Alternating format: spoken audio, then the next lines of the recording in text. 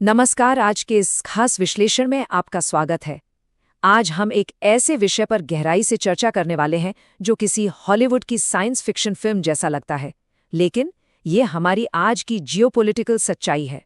इस वक्त, जी हाँ, इसी वक्त पृथ्वी की कक्षा यानी अर्थ्स ऑर्बिट में एक बेहद ही हाई स्टेक्स शतरंज का खेल चल रहा है। आज हम इसी स्पेस डिफेंस और सर्वेलेंस के बदलते हुए परिदृश्य को डिकोड करेंगे। तो चलिए, बिना किसी देरी के सीधे मुद्दे पर आते हैं। मॉडर्न वॉरफेयर यानी आधुनिक युद्ध की एक बहुत ही साफ और नई सच्चाई है। जो आसमान को कंट्रोल करेगा वही युद्ध के मैदान पर राज करेगा। हाल ही में दुनिया भर में जो संघर्ष हुए हैं, उन्होंने एक बात तो बिल्कुल क्लियर कर दी है कि अब किसी भी देश की सरहदें सिर्फ जमीन तक सीमित नहीं हैं।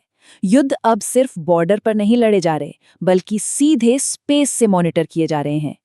तो इस पूरे सिचुएशन को अच्छी तरह समझने के लिए आज के विश्लेषण का एजेंडा कुछ इस तरह रहेगा। सबसे पहले एरा ऑफ शील्ड्स, फिर पाकिस्तान का EO-3 लॉन्च, उसके बाद भारत का Sudarshan Chakra system, the capital dome, hypersonic खतरों की ट्रैकिंग और अंत में फ्यूचर ऑफ सॉवरेनिटी यानी संप्रभुता का भविष्य।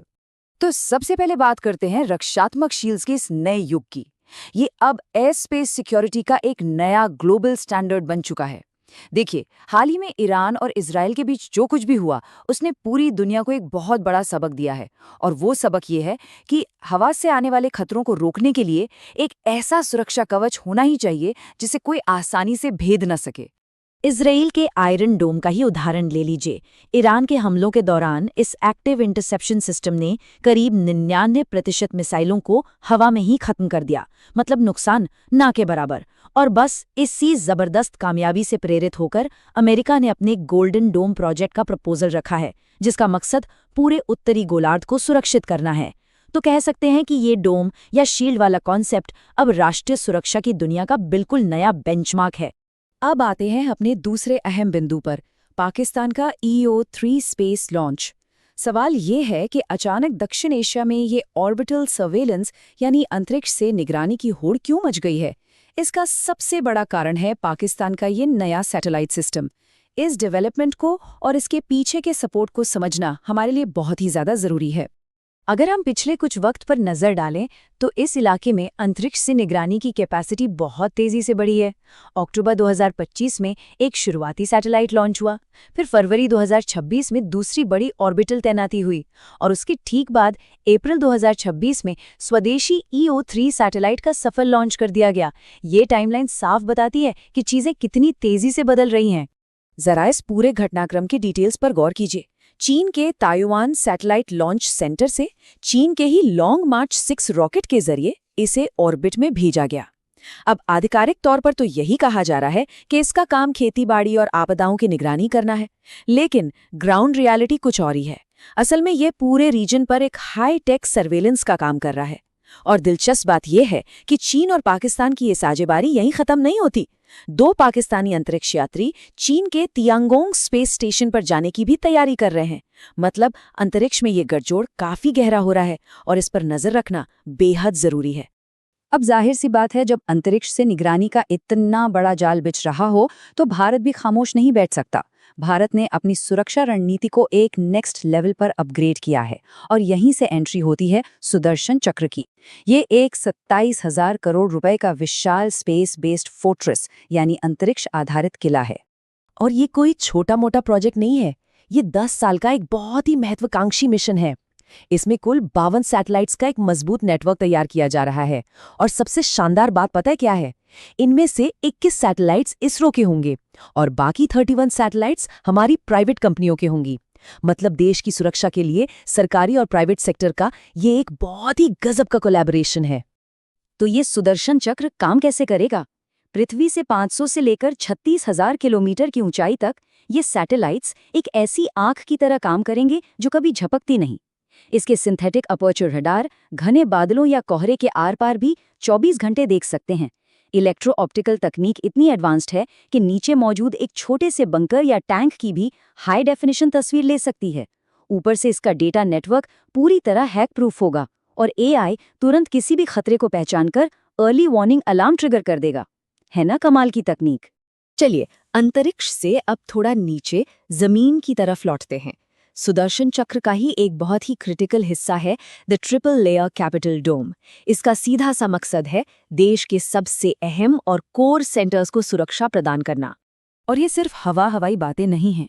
अगस्त 2025 में ही रक्षा मंत्रालय ने बिल्कुल साफ कर दिया था कि सुदर्शन चक्र मिशन को फुल एयर सिक्योरिटी और 3 लेयर सिक्योरिटी के साथ ही ऑपरेट किया जाएगा। तो ये अब एक सॉलिड ऑफिशियल प्लान बन चुका है। तो ये त्रिस्तरीय यानी 3 लेयर वाली सुरक्षा काम कैसे करती है?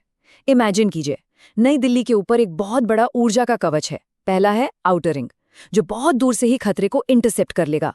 अगर कोई खतरा वहां से बच निकला तो दूसरी लेयर यानी मिडिल रिंग उसे बीच रास्ते में ही ट्रैक करके खत्म कर देगी। और सबसे आखिर में है इनर रिंग, जो संसद भवन, सुप्रीम कोर्ट और मिलिट्री हेडक्वार्टर्स जैसी हमारी सबसे क्रिटिकल लोकेशंस को एक अभेद्य पॉइंट डिफेंस देगी। लेकिन रुकिए, कहानी में एक बहुत बड़ा ट्विस्ट है। जैसे जैसे डिफेंस सिस्टम स्मार्ट हो रहे हैं, वैसे वैसे हथियारों की स्पीड भी बढ़ रही है। तो अब बात करते हैं मैक 5 की तकनीकी चुनौती की, यानी हाइपरसोनिक मिसाइल के खतरों को ट्रैक करना।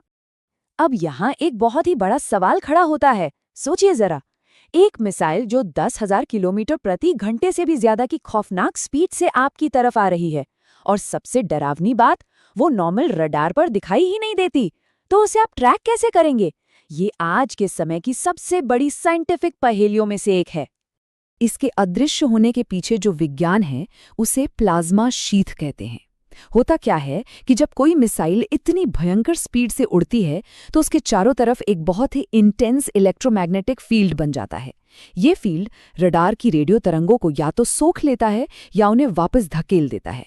सीधे शब्दों में कहें तो मिसाइल अपने ही बनाए एक प्लाज्मा के बादल में पूरी तरह से गायब हो जाती है। पर कहते हैं ना, हर ताले की कोई ना कोई चाबी जरूर होती है। DRDO और इसरो ने मिलकर इसका भी तोड़ निकाल लिया है। इस प्लाज्मा शील्ड को भेदने के लिए L बैंड ASA रडार का इस्तेमाल किया जा रहा है, और उस हाइपरसोनिक स्पीड को पकड़ने के लिए स्पेस टाइम एडेप्टिव प्रोसेसिंग यानी STAP तकनीक पर काम हो रहा है। इसके अलावा AI सॉफ्टवेयर को इस तरह से ट्रेन किया जा रहा है कि वो मिसाइल को नहीं बल्कि उस प्लाज्मा के पैटर्न को देखकर ही खतरे को पहचान ले। बिल्कुल नेक्स्ट लेवल इनोवेशन। तो इन सारी तकनीकी बारीकियों के बाद अब जरा बड़ी तस्वीर पर नजर डालते हैं। रणनीतिक संप्रभुता का भविष्य, एक ऑटोमेटेड डिफेंसिव नेटवर्क की शुरुआत। पीस 26.3 ये कोई आम नंबर नहीं है। साल 2026 की तीसरी तिमाही। सूत्रों की माने तो यही वो टारगेट डेट है जब सुदर्शन चक्र के इस विशाल और माइंड ब्लोइंग रक्षा कवच का शुरुआती रोल आउट शुरू हो जाएगा। इस पूरे विश्लेषण का लब्बो-लुबाब यही है कि टेक्नोलॉजी ने नेशनल सिक्योरिटी के मायने हमेशा के लिए बदल दिए हैं। ऊपर अंतरिक्ष से झांकने वाले ऑर्बिटल सर्विलेंस बीम हो या फिर प्लाज्मा को चीरने वाले रडार, अब स्वचालित रणनीतिक स्वायत्तता यानी ऑटोमेटेड स्ट्रेटेजिक ऑटोनॉमी का दौर आ चुका है। तो अब एक बहुत ही गहरा सवाल जो हमें सोचने पर मजबूर करता है। जैसे जैसे हमारा आसमान इन निगरानी ग्रिड्स और हाइपरसोनिक शील्ड से भरता जा रहा है, तो क्या इस 21वीं सदी में पूर्ण सुरक्षा यानी एब्सोल्यूट सिक्योरिटी सच में कभी हासिल की जा सकती है, या फिर ये बस एक अंतहीन तकनीकी मृग तृष्णा है? इस पर जरूर विचार कीजिएगा।